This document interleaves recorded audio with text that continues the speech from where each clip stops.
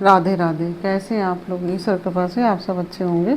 ईश्वर सब पे कृपा बनाए रखे, सबका कल्याण करें।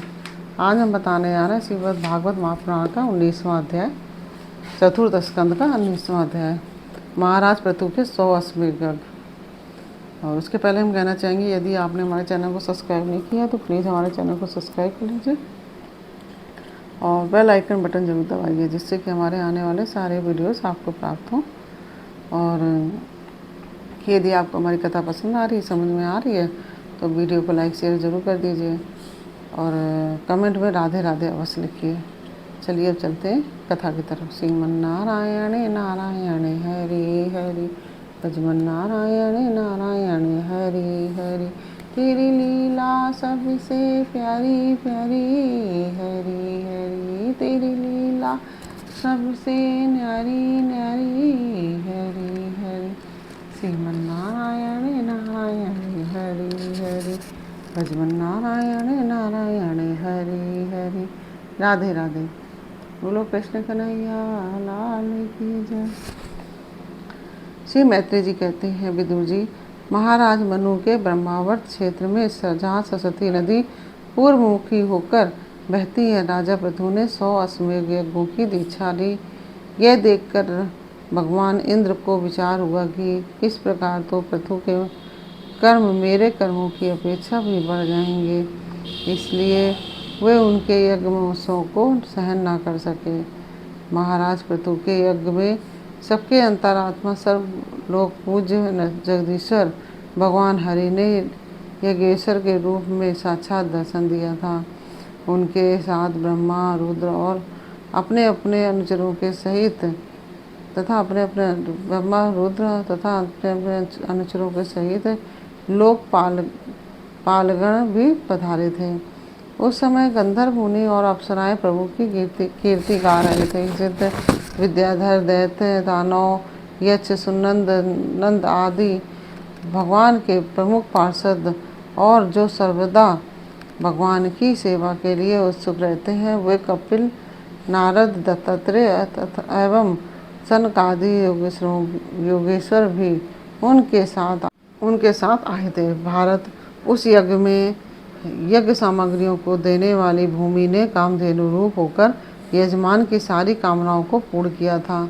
नदियाँ दाख और ईख आदि सब प्रकार के रसों को बहा लाती थी तथा जिनके मधु चूता रहता था, ऐसे बड़े बड़े वृक्ष दूध, दही, अन्न और घृत आदि तरह तरह की सामग्रियाँ समर्पण करते थे। बहुत समुद्र, बहुत सी रत्न राशियाँ, पर्वत, भक्ष्य, भोज्य, चौष्य और लेह, 4 प्रकार के अन्न आदि लोकपालों के सहित संपूर्ण लोक तरह तरह के उपहार उन्हें समर्पण करते थे।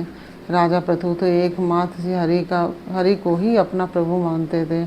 उनकी कृपा से उस यज्ञ अनुष्ठान में उनका बड़ा उत्कर्ष हुआ, किंतु यह बात देवराज इंद्र को सहन न हुई और उन्होंने उसमें विघ्न डालने की चेष्टा की। जिस समय महाराज पृथु अंतिम यज्ञ द्वारा महाराज यज्ञपति की आराधना कर रहे थे, इंद्र ने ईर्ष्यावश गुप्त रूप से उनके यज्ञ का घोड़ा हर लिया।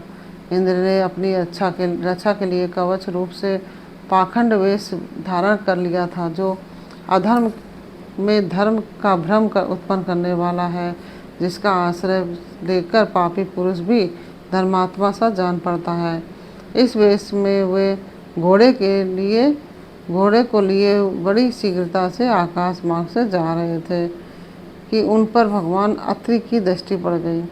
उनके कहने से महाराज पृथु का महारथी पुत्र इंद्र को मारने के लिए उनके पीछे दौड़ा और बड़े क्रोध से बोला, अरे खड़ा रहे इंद्र सिर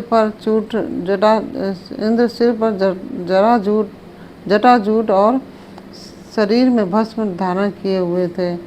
उनका ऐसा भेष देखकर पृथु कुमार ने उन्हें मूर्तिमान धर्म समझा, इसलिए उन पर बाण नहीं छोड़ा। जब वह इंद्र पर वार किए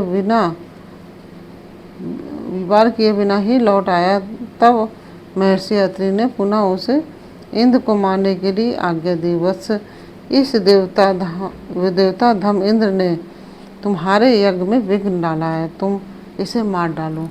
अत्रि मुनि ने इस प्रकार उत्साहित करने पर पृथ्वी कुमार क्रोध में भर गया। इंद्र बड़ी तेजी से आकाश में जा रहे थे। उनके पीछे वह इस प्रकार दौड़ा जैसे रावण के पीछे जटायु। स्वर्ग प्राप्ति इंद्र उसे पीछे आते देख उस वेश और घोड़े को छोड़कर वहीं अंतर ध्यान हो गए और वह वीर अपना यज्ञ पशु लेकर पिता की यज्ञशाला में लौट आया। शक्तिशाली विदुर जी उसके इस अद्भुत पराक्रम को देखकर महर्षियों ने उसका नाम विजिताश्व रखा।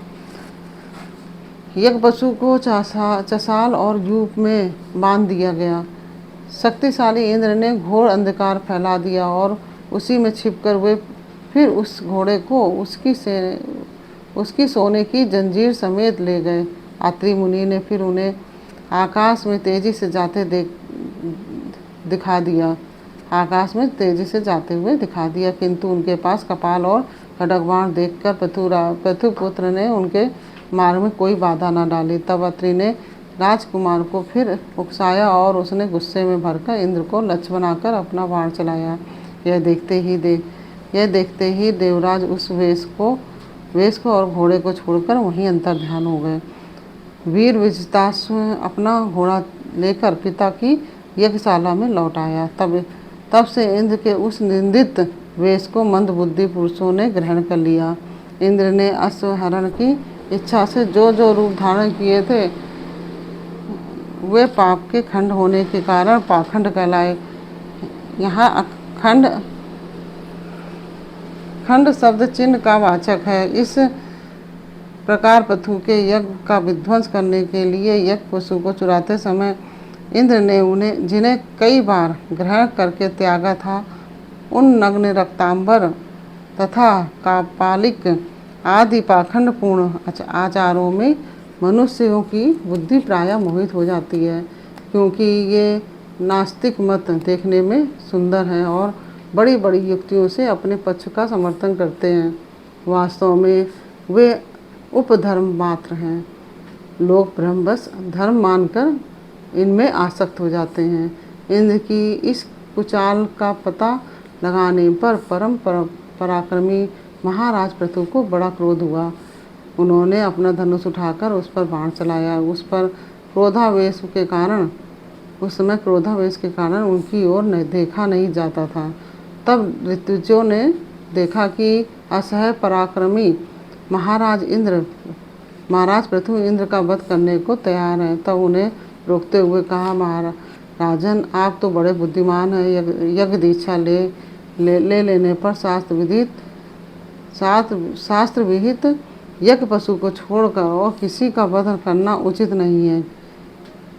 इस यज्ञ कार्य में विघ्न डालने वाला आपका शत्रु इंद्र तो आपके शिवस से ही ईर्षावश निस्तेज हो रहा है। हम अमोघ आह्वान मंत्रों द्वारा उन्हें यही सुला लेते हैं और बलात् अग्नि में हवन किए देते हैं।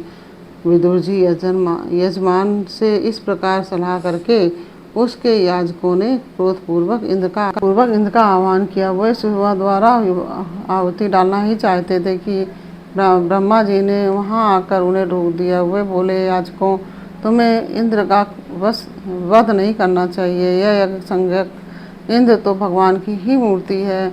तुम यज्ञ द्वारा जिन देवताओं की आराधना कर रहे हो वे इंद्र के ही तो अंग हैं और उसे तुम यज्ञ द्वारा मारना चाहते हो। पृथु के इस यज्ञानुष्ठान में विघ्न डालने के लिए इंद्र ने जो पाखंड फैलाया है वह धर्म का उच्छेदन करने वाला है। इस बात पर तुम ध्यान दो। अब उससे अधिक विरोध मत करो, नहीं तो वह और भी पाखंड मार्गों का प्रचार करेगा। अच्छा, परम यशस्वी महाराज पृथु के 99 ही यज्ञ रहने दो। फिर राजर्षि पृथु ने कहा, राजन आप तो मोक्ष धर्म के जानने वाले हैं। तब अब आपको इन यज्ञानुष्ठानों की आवश्यकता नहीं है। आपका मंगल हो। आप और इंद्र दोनों ही पवित्र कीर्ति भगवान श्री हरि के शरीर हैं, इसलिए अपने ही स्वरूपभूत इंद्र के प्रति आपको क्रोध नहीं करना चाहिए। आपका यह यज्ञ निर्विघ्न समाप्त नहीं हुआ है। इसके लिए आप चिंता ना करें, आप हमारी बात आप आदरपूर्वक स्वीकार कीजिए। देखिए, जो मनुष्य विधाता के बिगड़े हुए काम को बनाने के विचार करता है, उसका मन अत्यंत क्रोध में भरकर भयंकर मोह में फंस जाता है। बस इस यज्ञ को बंद कीजिए। इसी के कारण इंद्र के चलाए हुए पाखंडों से धर्म का नाश हो रहा है, क्योंकि देवताओं में बड़ा दुराग्रह होता है। जरा देखिए तो, जो इंद्र घोड़े को चुराकर आपके यज्ञ में विघ्न डाल रहा था, उसी के रचे हुए इन मनोहर पाखंडों को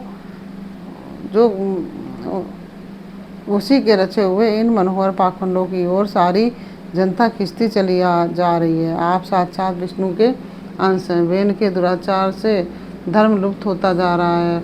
उस समयोचित धर्म की रक्षा के लिए ही आपने उसके शरीर से अवतार लिया है। अतः प्रजापालक पृथु जी, अपने इस अवतार का उद्देश्य विचार कर आप भृगु आदि विश्व रचयिता मुनीश्वरों का संकल्प पूर्ण कीजिए। यह प्रचंड पाखंड प्रतिरूप इंद्र की माया अधर्म की जननी है, आप इसे नष्ट कर डालिए। श्री मैत्रेय जी कहते हैं, लोग गुरु भगवान ब्रह्मा जी के इस प्रकार समझाने पर प्रबल पराक्रमी महाराज पृथु ने यज्ञ का आग्रह छोड़ दिया और इंद्र के साथ प्रीतिपूर्वक संधि भी कर ली। इसके पश्चात जब वे यज्ञांत स्नान करके निवृत्त हुए, तब उनके यज्ञों से तृप्त हुए देवताओं ने उन्हें अभीष्ट वर दिए। आदिराज पृथु ने अत्यंत श्रद्धापूर्वक ब्राह्मणों को दक्षिणाएं दी और ब्राह्मणों ने उनके सत्कार से संतुष्ट होकर उन्हें अमोघ आशीर्वाद दिए। वे कहने लगे, महाभाव, आपके बुलाने से जो पितर देवता, ऋषि और मनुष्य आदि आए हैं, उन सभी का आपने दान मान से खूब सत्कार किया। इस प्रकार यह 19वां अध्याय पूर्ण हुआ। श्रीमन्नारायण नारायण हरि हरि, भजमन्नारायण नारायण हरि हरि, तेरी लीला सबसे प्यारी प्यारी, हरि हरि तेरी लीला सबसे न्यारी न्यारी, हरि हरि। श्रीमन्नारायण नारायण हरि हरि, भजमन्नारायण नारायण हरि हरि। राधे राधे।